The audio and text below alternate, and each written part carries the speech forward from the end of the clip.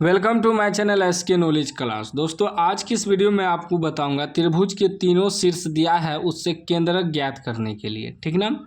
सवाल देखिए क्या कह रहा है कि यदि किसी त्रिभुज के शीर्षों के निर्देशांक 4,6, 0,4 और 5,5 हो तो त्रिभुज के केंद्रक के निर्देशांक है, मतलब केंद्रक के निर्देशांक ज्ञात करना है।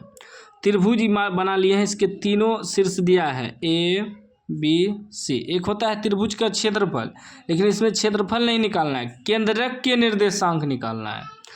तो ए मान लीजिए इसको 4,6, उसके बाद बी इसको मान लीजिए 0,4, उसके बाद सी मान लेते हैं 5,5। ठीक ना। तीनों शीर्ष दिया है, इसका केंद्रक यानी कि बीच वाला केंद्र निकालना है। ठीक ना। तो केंद्रक का जो सूत्र होता है वो अलग होता है और त्रिभुज का क्षेत्रफल का सूत्र जो होता है अलग होता है। ठीक ना। तो इसमें देखिए ए बराबर हमको क्या हो गया 4,6 और बी बिंदु बराबर हो गया आपका 0,4 और सी बिंदु बराबर हो गया 5,5।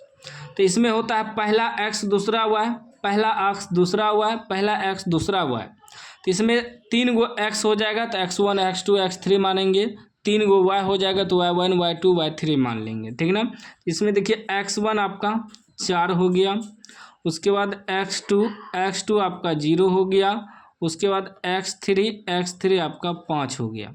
फिर y1 आपका हो जाएगा 6, उसके बाद y2 हो जाएगा 4 और y3 हो जाएगा 5। ठीक ना। हमें क्या निकालना है, केंद्रक। तो त्रिभुज के केंद्रक का क्षेत्रफल क्या होता है देखिएगा, त्रिभुज के केंद्रक के निर्देशांक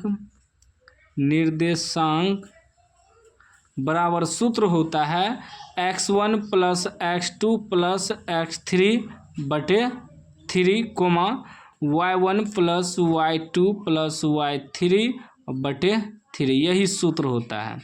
ठीक ना। सूत्र याद रखिएगा, सवाल सॉल्व हो जाएगा यदि कह दे केंद्रक का निर्देशांक निकालने तो। ठीक ना। अब देखिए x1 x2 x3 तीनों प्लस में है तो x1 आपका 4 हो गया, प्लस x2 आपका 0 हो गया, प्लस x3 आपका 5 हो गया बटे 3, y1 plus y2 y3। y1 आपका 6 हो गया प्लस y2 आपका 4 हो गया प्लस y3 आपका 5 हो गया बटे 3। ठीक ना। अब देखिएगा अभी हो जाएगा 5 4 9, 0 तो नहीं है जुटेगा, 9 बटे 3, 6 4 10 5 15 बटे 3। ठीक कटेगा ना। देखिए 3 तिया 9, 3 5 15 कट गया तो क्या आया 3,5 जो है यही आपका आंसर हो गया। तो ऑप्शन देखिए तो 3,5 है, ऑप्शन डी में है 3,5, डी आपका आंसर हो गया। यदि सवाल में कह दे त्रिभुज के केंद्रक निकालने तो यही सूत्र आपको प्रयोग करना है। ठीक ना। केंद्रक वाला में यही सूत्र प्रयोग होता है। तो उम्मीद है कि आप समझ गए होंगे। समझ गए हैं तो लाइक कर दीजिए, चैनल को सब्सक्राइब कर दीजिए और घंटी को दबा के ऑल कर दीजिए।